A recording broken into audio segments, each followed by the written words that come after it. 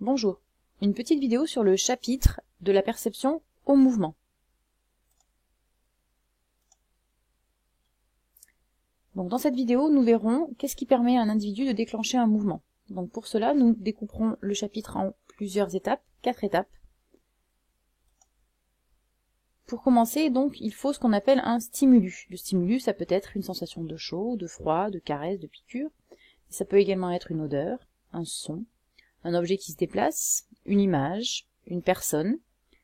Ça peut également être la sensation de quelque chose de sucré, salé, acide ou amer. Tout cela correspond à ce qu'on appelle nos 5 sens. Une odeur va être captée par le nez, c'est ce qu'on appelle l'odorat. Un goût va être capté par la langue. C'est l'oreille qui entend les bruits, c'est ce qu'on appelle l'ouïe. Le toucher est rendu possible par la peau. Et la vue permet de voir grâce aux yeux un élément qui se déplace, un ballon.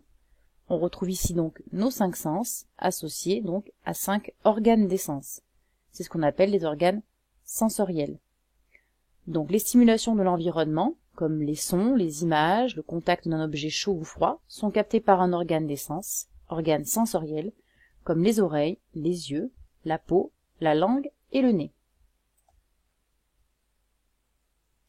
L'information, donc de stimulus, est donc captée par un organe sensoriel qui va transmettre cette information via ce qu'on appelle les nerfs sensitifs. C'est le cerveau qui réceptionne cette information et qui la transmet à la moelle épinière. Cerveau et moelle épinière sont appelés les centres nerveux. La moelle épinière communique avec les muscles via les nerfs moteurs. Les muscles sont les organes effecteurs, puisque ce sont eux qui, en réponse, vont réaliser un mouvement. Justement, réaliser un mouvement, c'est donc rendu possible par les muscles capables de se contracter et de se relâcher. Un muscle est composé d'une partie centrale, formée de fibres contractiles, et de tendons. Les tendons permettent de relier les muscles à l'os. Ce sont les muscles, les organes actifs du mouvement. Les os, eux, sont les organes passifs. Ils subissent le mouvement imposé par le muscle.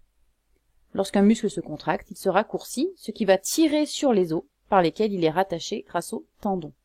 Les os vont se rapprocher, et le mouvement est ainsi créé. Quand un muscle se relâche, il va s'allonger.